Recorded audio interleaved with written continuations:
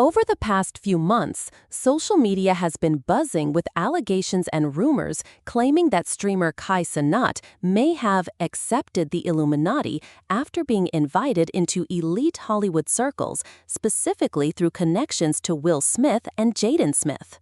Now, let's be clear from the start. There is no verified evidence that Kai Cenat is part of any secret society.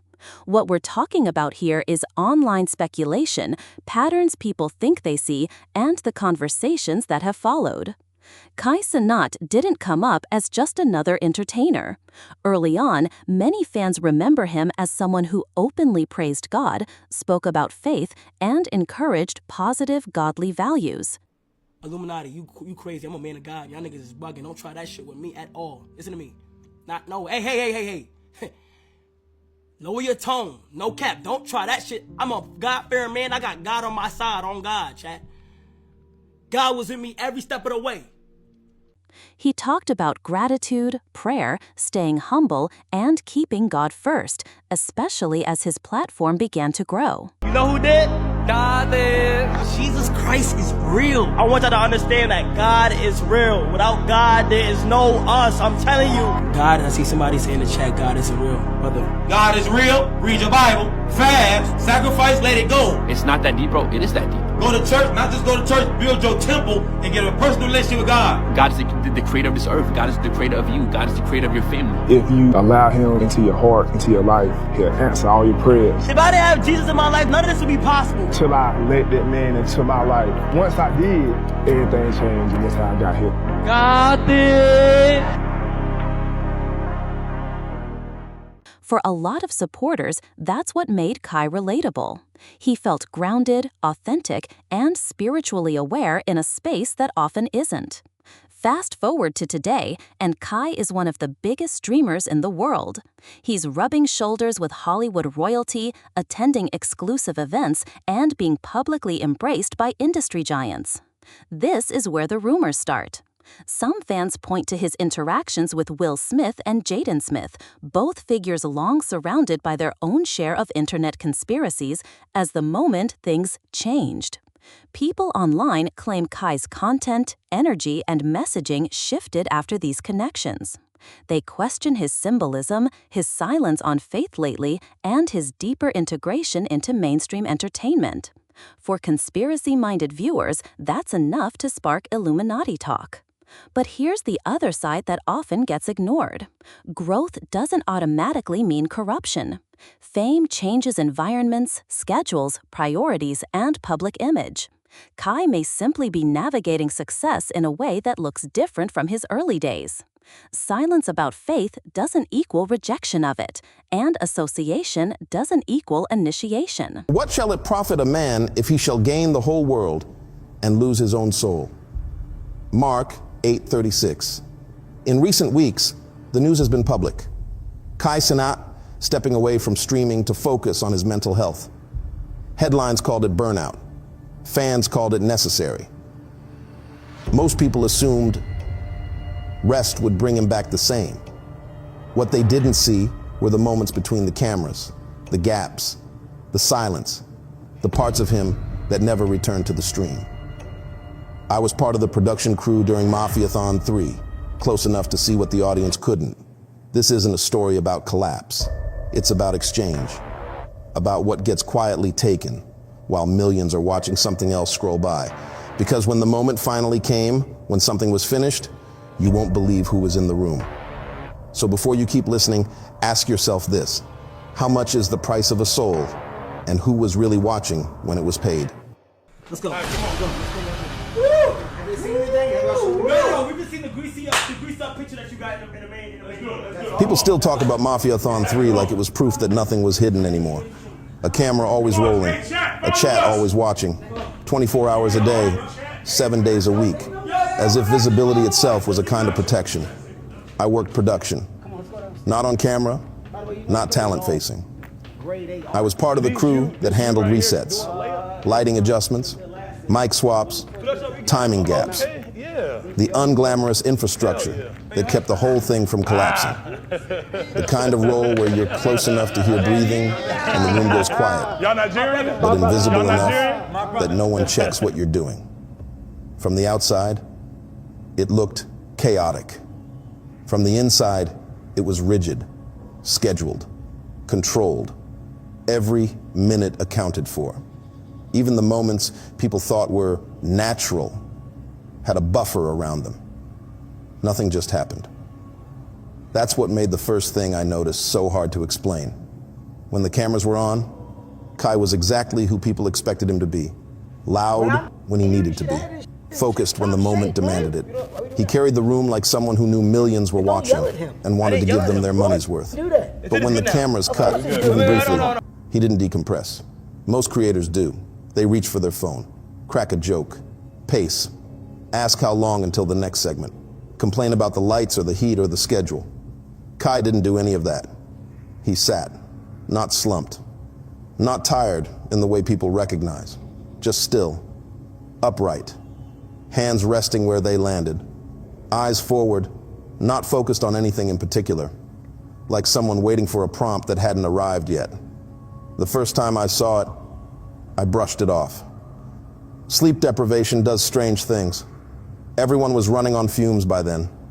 We all looked wrong in our own ways. The second time, I started paying attention. People don't realize how many gaps exist in a 24/7 stream. Camera swaps, lighting changes, bathroom breaks, moments where audio drops for a few seconds because someone needs to adjust a cable. Those gaps were my responsibility more often than not. Clear the room for two, someone would say. Kill the backup mic for a second. Give him a minute. Normal instructions. Routine. Necessary. I followed them every time. One night, 2:43 a.m., I remember, because I checked the time on a monitor. We were between segments. The chat thought something was buffering. In reality, the lights were being recalibrated, and the main mic was muted. Kai was alone in one of the chairs off to the side. No phone, no headphones, no pacing, just sitting there while people moved around him without speaking. I called his name to let him know we'd be live again in a minute. It took a beat longer than expected for him to look at me. Not confusion, not irritation, just a delay, like the signal had to travel farther than it should have. Yeah, he said. Normal voice, normal word, but it landed wrong, flat, like it came from memory instead of impulse. I remember thinking very briefly that he looked lighter, not physically, something else. Like the room had lost weight without changing shape. The moment passed. Lights came back up. The stream resumed. The chat exploded like nothing had happened. After that, I started noticing patterns I hadn't been looking for before. The bigger the guest, the quieter Kai became afterward. Not sad, not withdrawn, just reduced. His laughter on camera still hit the right beats, but off camera it didn't echo. It stopped the moment it was no longer needed. Between appearances, he didn't rest. He waited. I told myself it was discipline, professionalism, the cost of operating at that level. Everyone likes to pretend success comes with some secret switch you flip once you make it. In reality, it just tightens the schedule. Still, something about it felt organized in a way burnout usually isn't. Burnout is messy. It spills. It shows up as irritation, mistakes, sloppiness. This was clean, efficient, like whatever was happening had learned the system and was working within it. I didn't say anything to anyone. There was nothing concrete to point to. No incident, no breakdown. Just a series of moments no one else seemed to notice because they didn't happen where the audience was looking. And maybe that was the problem.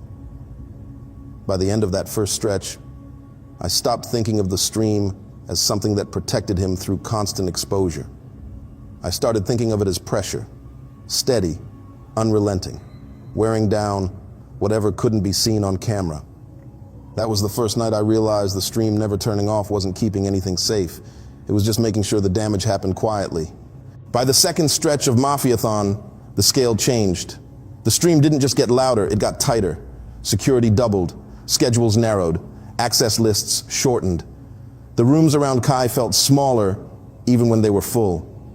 People started moving with purpose, like everyone knew when to enter and when to disappear. I was asked to clear rooms more often. Give them a minute, someone would say. Hold the door. Kill the feed for a second. Optics. None of it sounded strange.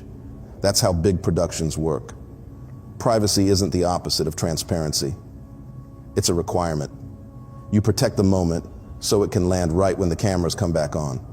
What I didn't expect was how similar those moments sounded. Celebrities came through in waves, different faces, different energy, different reasons for being there. But when they leaned in close, when the mics were muted and the doors were shut, their words followed the same shape. I didn't hear full conversations. I heard fragments while holding a door or adjusting a light. Don't forget why you're here. You know what you gotta do. This part's always the hardest. Keep pushing. We're all here to help you get through it. You're doing exactly what you're supposed to be doing. It sounded like encouragement. That's what everyone called it. Motivation, support, brotherhood. The kind of language people use when they're trying to keep someone steady under pressure. But the repetition was too clean. Different people shouldn't speak the same way unless they've learned the same script, or they believe they're referencing something already understood. Kai never asked questions. He nodded, smiled, thanked them, said he appreciated it. The words landed like he'd practiced receiving them, like he already knew what was being referenced and didn't need clarification. Afterward, he always sat alone. Same chair, same posture. Hands resting where they landed, eyes forward, waiting. The first few times I told myself this was just how high-level mentorship looked. Successful people talk differently. They carry certainty. They speak in shorthand. Pressure creates language that sounds rehearsed because it has to work fast. But something about the aftermath didn't fit. Encouragement is supposed to lift you. It's supposed to spark something. After these conversations, Kai didn't rise. He settled, like whatever had been said wasn't fuel, but instruction. One night, late, well past midnight, I was told to hold the room after a guest left. The door clicked shut behind them. The lights were low. The backup mic was muted. The chat thought the stream had lagged.